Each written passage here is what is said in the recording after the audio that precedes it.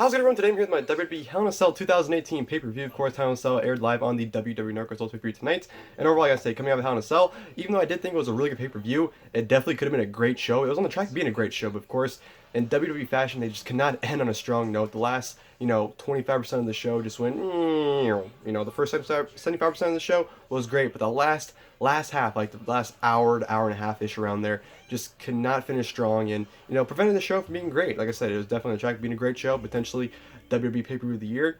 But like I said, just couldn't finish on a strong note. It definitely hurt the show. It definitely hurt the show, in my opinion. So, yeah, really good show. Just couldn't reach that great level because of the last few matches. But we'll get into those matches obviously later on. But of course, before we get into the main show, we did have the 1 hour kickoff show 1 hour prior to the pay-per-view. First off, I just want to say Coachman was the panel host, and when he's not being a heel idiot, he's actually pretty damn good. So I thought Coachman, I want to give him props. I thought he did a pretty good job on the kickoff show, to be perfectly honest. And of course, the match we did have on the kickoff show was the SmackDown Tag Team Championship match. The New Day taking on Rusev Day. Of course, New Day came out, did their, ritual pre-match promo, which got interrupted by Aiden English, and then of course him and Rusev came out to start the match. The match itself was very fun. I thought this was a really good tag team match right here, and one of the better matches on the show, to be perfectly honest. I thought, right from the get-go, Aiden English, and Kofi went at it for a little bit. Rusev got a nice hot tag. Took out, took out Big E and Kofi. At one point, Big E got the hot tag and just, gave Aiden English a bunch of suplexes, which came off great. Rusev, had a very sick spot towards the end of the match where Big E threw Kofi on the outside. As Kofi was landing, Rusev just gave a big Machka kick to the side of the head of Kofi, which I thought was a great spot right there. Aiden English was pretty hot, on fire in this match. He had a really nice exchange where Rusev went for the diving headbutt, but missed, and then Aiden English followed up with a frog splash for a nice near fall right there. So he almost won the match right there. And then of course the ending came, with Aiden English trying to lock in the accolade on Kofi Kingston. Or was it Big E? I forgot. He was trying to lock in the accolade. Rusev was begging for the tag, but Aiden wouldn't give it to him because he wanted to finish the match up and get it. Rusev, ended up getting the big spear from Big E, and then he got thrown on the outside by Kofi, and then Kofi ended up throwing Aiden English into the ropes when Aiden English had to charge him, hitting Charlton Paradise for the 1-2-3, defeating Rusev Day to retain the SmackDown Tag Team titles. Like I said, that was a hell of a kickoff match right here, one of the better ones we've had this year. Some great spots, with Kofi hitting there's a nice near fall as well, where Kofi had a double foot stomp on it was like a Doomsday device, but instead of the Doomsday, it was like a double foot stomp on Aiden English for a nice near fall right there. So it's a handful of great spots this match. The crowds are hot. Rusev and Aiden English are just, as a team, I think they gel really well, and I just really hope they don't split them up because they don't win the tag team titles here. So, of course, adding more animosity between Rusev and English because, Aiden English was kind of the reason why they lost this match. But, yeah, really good tag team match on the kickoff show. Definitely recommend checking it out on the kickoff show if you guys haven't. And, of course, going to the main show, which opened up with the Hell in a Cell match between Randy Orton and Jeff Hardy. This was an awesome Hell in a Cell match, in my opinion. I personally thought this was match of the night. I know some people thought the Raw Tag Team title match was the match of the night, which you can't really argue either. But I just felt like this one had more animosity between the two of them. These two really solidified what Hell in a Cell is, and that's just beating the holy hell out of each other. And that's exactly what they did in this match. Right from the get-go, Jeff Hardy and Randy Orton just going at it. Jeff pretty much attacked Orton from the get-go. Orton was taking all the tools out. You got chairs, you got tables, you got ladders out. He's taking everything out. Him and Hardy brawled on the outside. Orton was throwing Hardy into the cell, which, by the way, they changed the color of the Hell in a Cell to fucking red. Horrible idea. Whoever thought of it is a fucking idiot because, it's hell, so it's gotta be red. No, that's not a reason. Horrible reason, and it just looked absolutely stupid. And it looked like it was hard to see, especially considering everything was red. The stage was red, the lighting, the crowd was red, everything was red. So like the contrast was terrible. It was hard to see what was going on once they went to the cameras at the outside of the cell. It was really hard to see what was going on because all the contrast. I just thought, the red cell, they need to get rid of that right away. That just looked absolutely terrible. And it's hard to take it seriously. It's a red structure. You just want to laugh at it. It's hard to take it seriously. But that's a side note. But yeah, one point in the match, very early on, Orton tried to RKO Jeff Hardy onto a steel chair on the outside. Hardy threw Orton into the cell, followed by a poetry motion off the chair into the cell against Randy Orton. So that was a great spot right from the get-go. Orton was very dominant in this match. Jeff Hardy took out a ladder, set it out. Orton took him, suplexed him onto the ladder, crushed Hardy. That was just absolutely brutal right there. Orton just beat the holy hell out of Jeff Hardy for a good while. Beat him with the steel chair, took Jeff Hardy's belt off and whipped him with the belt, and it had like the little metal things on it, so it was really whipping into Hardy. At one point, even like contracted Jeff into the ladder where he put Jeff on the ladder and then like closed it and like put his head through the ladder and just did the Orton stomp while Jeff was trapped in there. That was a great spot right there. And of course, Orton did the most despicable thing I think I've ever seen in Hell in a Cell, and one of the most disgusting things I've seen in the company in general, which was Orton took a box, box of like screwdrivers and stuff, took a screwdriver out and put it into Jeff Hardy's earlobe. Not only did he put it in there, but he fucking twisted it. So Jeff Hardy's ear is twisting.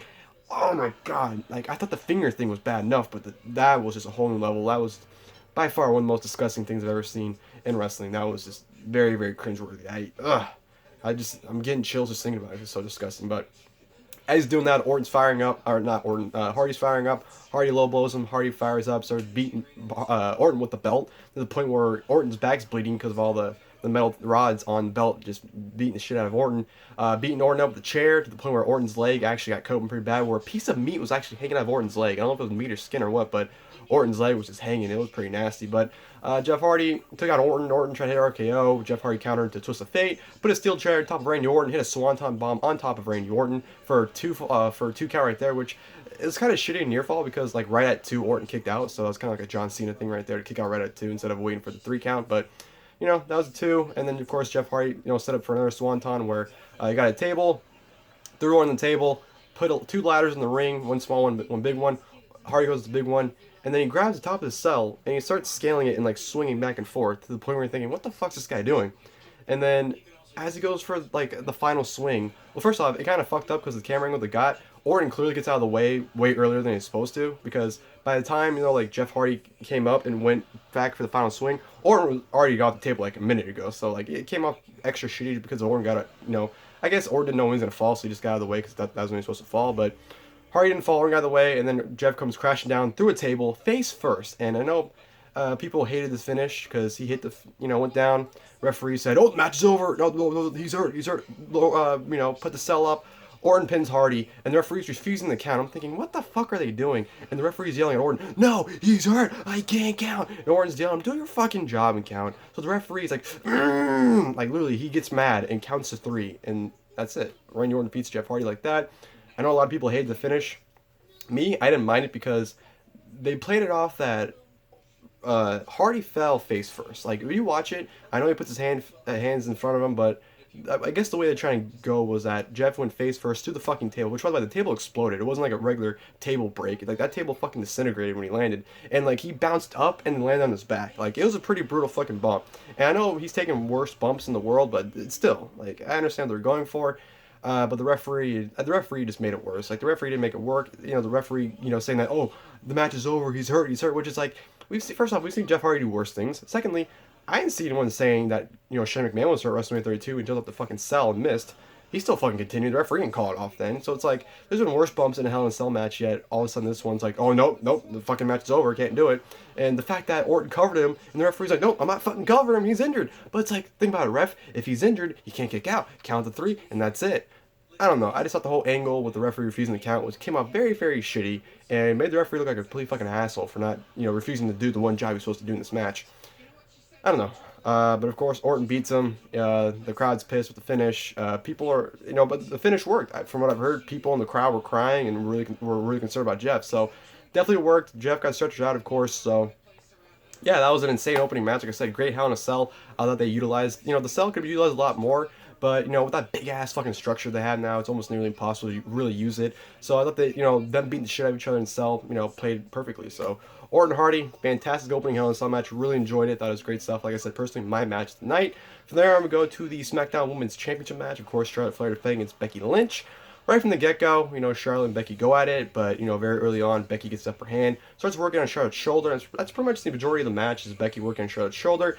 Charlotte would have some quick comebacks, but she really didn't get the upper hand of Becky Lynch that much. Becky was grounding her. She was, shoving her shoulder first into the ring post, into the apron, just getting her, just really working on that shoulder, working, even locking on the cross arm breaker at one point, the Ronda Rousey arm breaker, not the cross arm breaker, but the arm breaker, which wasn't the disarmer, but an actual arm breaker, which I thought was kind of different that they actually let her do that, Ronda Rousey's move. And of course, she didn't lock in the disarmer at one point, but, Charlotte got to the rope, so the referee counted 4, excuse me. And then, of course, Becky Lynch let go of it. And then, Charlotte started to have her come back a little bit. And then Charlotte goes for her spear.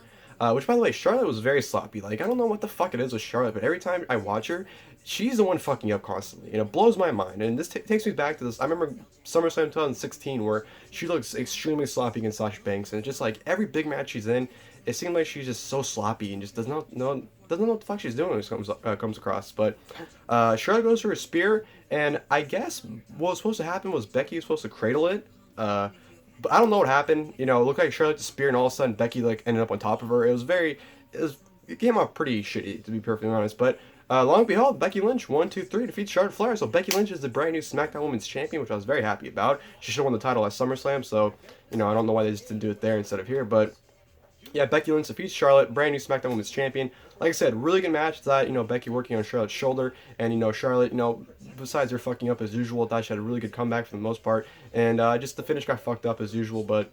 You know, what can you do? And actually, I really like the post-match thing where, of course, you know, Charlotte's crying her eyes out because she lost. And, you know, Becky's, you know, saying, I'm the champ. And, you know, Charlotte tries to embrace Charlotte. And Becky's like, no. Or Charlotte tries to embrace Becky. Sorry, I think I said Charlotte trying to embrace Charlotte. But she tried to embrace Becky. Becky's like, no. This is my fucking moment. You're not taking this moment away from me. And pretty much holds the title up, walks out of the ring, and leaves Charlotte in the ring by herself. So, yeah, like I said, really good SmackDown Women's title match. And, you know, really happy that Becky's champion. I thought they would have saved it for a Super Showdown, but, you know, I'm not going to complain that Becky's champion. She definitely deserves it, so I'm really glad I did it, and hopefully they, you know, stick with her as champion for a good while. From there on, we go to the Raw Tag Team Championship match. Of course, Dolph Ziggler and Drew McIntyre thing against Seth Rollins and Dean Ambrose. You know, another fantastic match right here. Definitely my second favorite match in the show. This was just absolutely awesome. You know, it was very slow at the beginning. I felt like the stuff McIntyre and Ambrose did definitely were the highlight of the match, especially when they first initially tagged in against each other. When McIntyre won Ambrose, they just beat the fuck out of each other for the most part. But the stuff Ziggler and Rollins did was very just kind of boring, if you ask me. There really wasn't much to it. They were just really they weren't doing a whole lot of anything. But you know, Rollins and Ambrose got the lead early on. Things turned around once, you know, Rollins went for a suicide dive on Ziggler, where McIntyre tripped him, which led to Dolph Ziggler hitting a DDT onto Seth Rollins. So at that point, McIntyre and Ziggler were in control. McIntyre tagged in and worked on Rollins for a good bit until, you know, Ambrose eventually got the hot tag. Ambrose ran wild on both McIntyre and Ziggler for some nice near falls. Rollins got the tag back in, ran a rough shot, you know, onto Ziggler, hit the deal, you know, Falcon Arrow for a nice near fall. Then of course, you know, Ziggler, there's an exchange, an awesome sequence where, you know, Ziggler ended up in the zigzag on Rollins for a near fall right there, but, you know, Rollins kicked out, the crowd was using the shit right there. Rollins tried to do a suicide dive on the outside to both McIntyre and Ziggler, but actually got caught, but Ambrose ended up doing a dive after Rollins pretty much, you know, shoved Rollins some more so that way he follows through with it, considering they caught him. So that was great stuff right there. And then back in the ring, you know, McIntyre and Ambrose had a great interaction. McIntyre just throwing Ambrose around like absolutely nothing. A nice corner belly to belly, which, you know, with Ambrose landing right on top of his head, that was absolutely awesome. Then, you know, just the ending sequence was so fucking good. Like, the last 5 to 10 minutes of this match were so good. The crowd was red hot into it. You know, Rollins like $1,000,000, you know, hitting the buckle bomb for a great near fall, end up hitting the frog splash for another great fall right there. Him and Ziggler, the legal men. It looked like, you know, Rollins was, you know, countering in with the victory. Ziggler was on the top rope. Rollins went for the superplex, hit the superplex, and went for the Falcon Arrow. But as he went for the Falcon Arrow, out of nowhere, McIntyre rolls in the ring, hits a beautiful Claymore, and then, you know, mid like Falcon Arrow. So it came off so fucking beautiful. The finish was absolutely fucking awesome. Rollins falls, Ziggler ran on top of him. 1, 2, 3. Ziggler and McIntyre retain the Raw Tag Team titles. Like I said, this was absolutely insane match. The last 5 to 10 minutes were just red hot. The crowd was really into it. The sequences were fucking insane. You know, these two tag teams, you know, especially McIntyre, or especially Rollins and Ambrose, anytime those two are in a tag team title match, you know you're for something great. Look at their matches with the Bar last year, you know, during the fall and summer. Those were fucking fantastic. So this is a tag team match. These are the tag team matches we need to see not every week, but like, you know, this is why they're tag team champions. Like, McIntyre and Ziggler in this match proved why they should have been tag team champions a long time ago. And, you know, I'm really glad they kind of lose the tag team titles here. I figured they would lose the tag team titles here, but they didn't. So I was kind of glad they did, because if they have matches like this with other tag teams in the future, we're in for an awesome tag team title run from not Ambrose, from McIntyre and Ziggler. But yeah, just a fucking insanely amazing tag team match right here. One of the best matches of the year by far. Like I said, my personal second favorite match. If the first half of the match would have been a little bit better, if it wasn't, you know, kind of boring, I probably would have favored this more than the Hell in a Cell opening.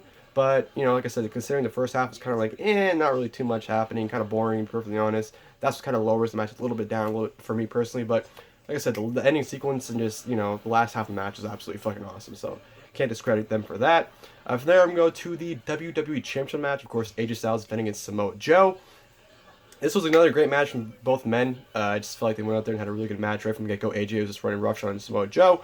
Pretty much took Samoa Joe out. You know, he hit a running knee on Samoa Joe from the apron on the outside, and it looked like Joe was dead.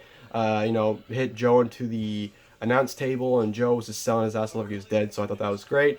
Joe eventually had his comeback, you know, locking his signature stuff at one point, hit an enziguri, followed by the Boston Crab into the STF on AJ, which I thought was a nice, you know, near submission right there. You know, him and AJ battled back and forth. Samoa Joe had a nice comeback to the point where he was actually set up for the Muscle Buster. Wasn't able to hit the Muscle Buster. AJ ran roughshod on Samoa Joe. You know, he ended up hitting the Rack Attack into the Power Bomb, which followed up with AJ trying to hit the Styles Clash, but Joe sent him to the outside. And then, it, you know, did a suicide dive and, you know, pretty much, you know, elbowed Styles into the announce table, threw him back in the ring.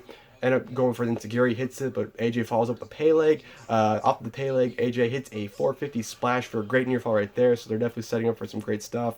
And finish came with, you know, AJ getting a springboard and Samoa Joe capturing him into the Coquilla clutch, and, you know, Joe's trying to lock it in, but AJ's trying to scramble, but eventually, you know, Samoa Joe's able to get in his bag in the middle of the ring. As he's doing that, AJ, you know, his body kind of flips over Joe into the pinning predicament for the 1, 2, 3. So AJ Styles defeats Samoa Joe, which we all thought at first was just, you know, a clean finish, but it was a way to protect Joe. But then you have Corey Graves in commentary, you know, shouting that AJ tagged, and everyone's like, what the fuck are you talking about? And it took him like 5 minutes to show the replay.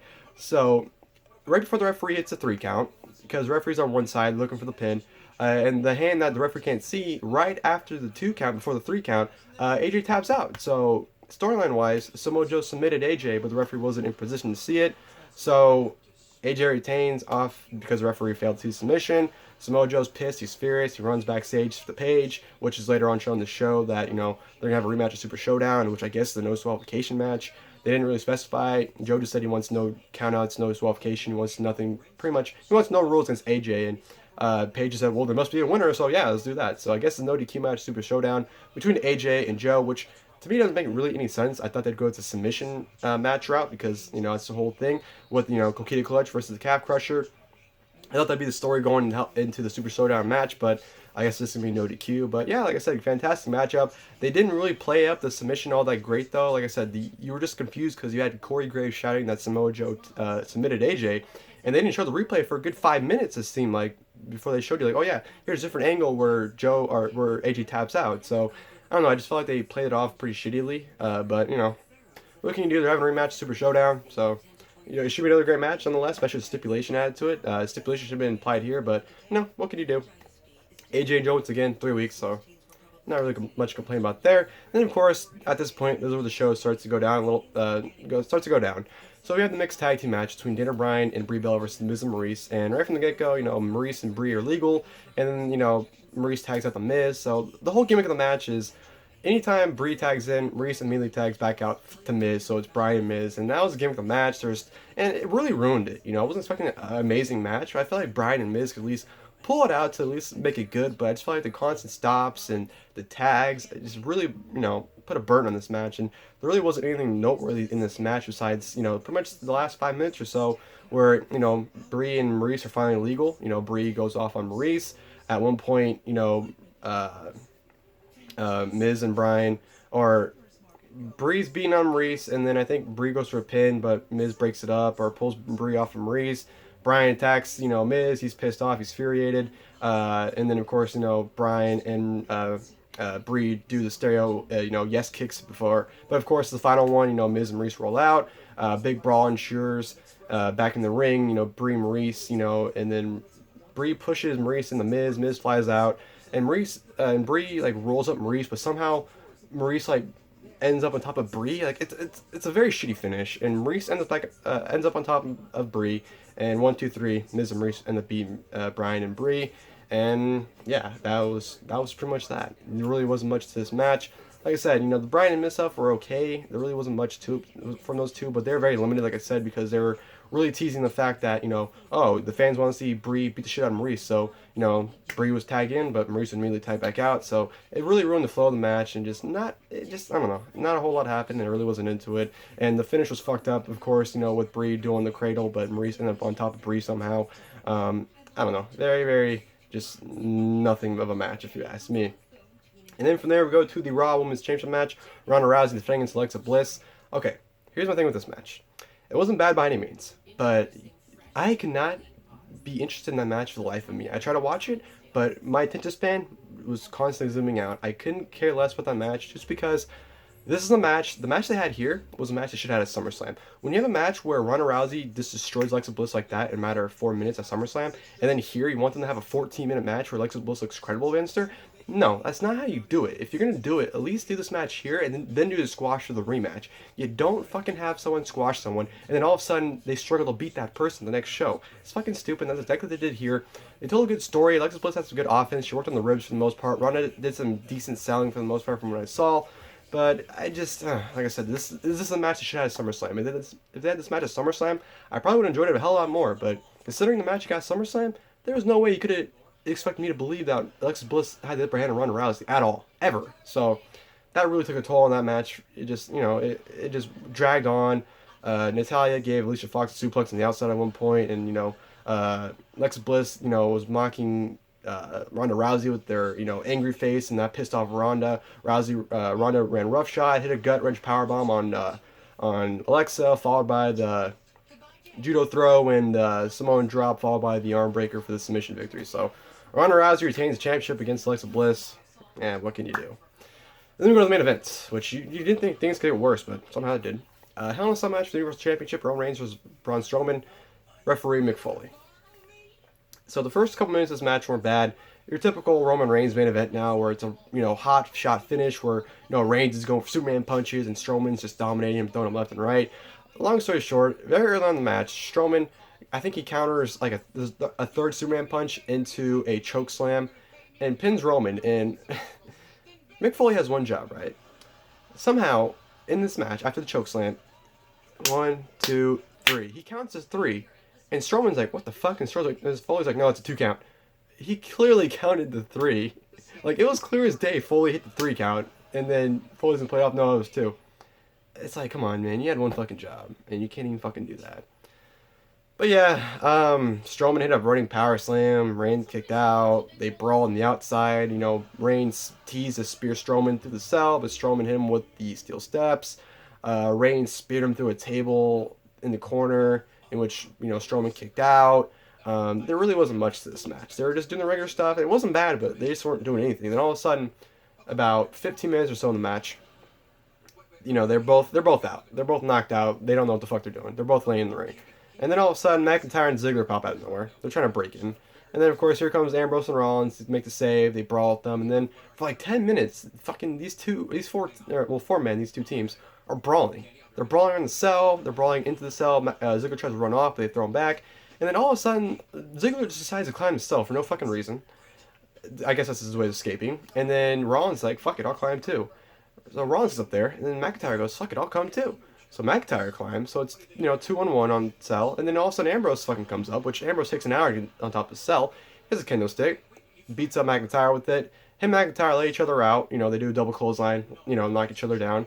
And then all of a sudden Ziggler's like, fuck it, I'm out. And then Rollins like, well, I'm out too. And they're on this side of the cell, and they're just doing the thing where they're bumping each other's head into the cell, and all of a sudden just boom, double bump, and they fall back through the announce tables. The exact same spot Ambrose and Rollins did at Hell in a Cell 4 years ago in their Hell in a Cell match, where they, exact same thing. Both bumped each other, they both fell at the exact same time through 2 announce tables, exact same spot they did. And so Ziggler and Rollins are fucking dead.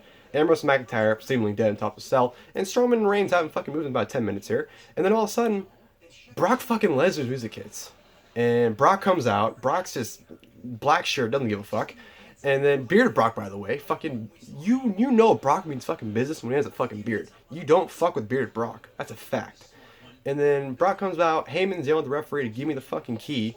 Referee is saying no. Brock says fuck it. Brock kicks the fucking cell door down, throws the cell door inside, F5 Strowman on the cell door, I believe, and then F5's Roman Reigns on top of Strowman, leaves, and the referee comes in and goes, okay, match is over, ring it off, because Heyman took out Foley with pepper spray, I guess, so Foley's blinded, he's on the fucking ring to count any pinfalls, and then all of a sudden referee comes out to replace Foley and he says, match is over, it's done, these two can't compete. It's a fucking Hell in a Cell match. How do you have a Hell in a Cell match that ends in a fucking no contest? Like, come on! I decided it was ridiculous and funny at the same time. And then, of course, people...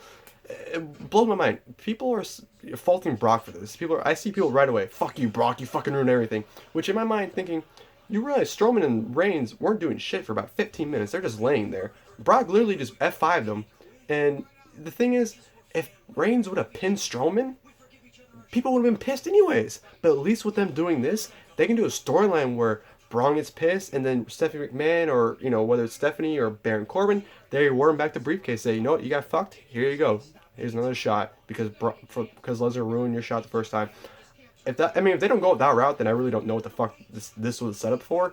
But man, I thought Brock interfering was honestly the best part of this match. You know, the Reigns and Strowman stuff at the beginning wasn't that bad, but like I said, you know, about 15 minutes in the match, or 10, 15, they decided to lay down while everyone else brawls around them, and then Brock comes in and just kills them. So they took a nap for half the match, and you know, that's how the pay-per-view went off the air. It's Battleground 2013 shit, you know, where Big Show knocked out Orton and Bryan, and that's how the pay-per-view ended, and that's exactly what they did here. Had Lesnar take out Strowman and Reigns, and the pay-per-view ended, so I really don't know. My assumption, obviously, is triple threat at a pay-per-view, Reigns, Strowman, Lesnar, but we'll see where it goes. I'm definitely interested to see where they go forward. You know, it definitely gives me a reason to want to tune in the Raw, to be perfectly honest, even though, you know, it is annoying when they do shit like that, but at the same time, like, they have invested me. I am interested to see what happens next because of that angle, so I can't fault them for doing that. But like I said, overall, I thought Hell in a Cell was a very good pay-per-view. I thought the first 75% of the show was good.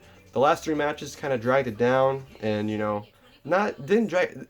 It wasn't terrible, but it wasn't that good. I'll tell you that. So it wasn't bad enough to ruin the show. I'll definitely say that. But it definitely was a damn good pay-per-view. Should have been great, but you know, like I said, WWE just apparently isn't capable of, you know, finishing strong with things. So hope you guys liked this video. If you guys did, please like below. And yeah, until my next video, I'll see you guys, and thank you guys for watching the video.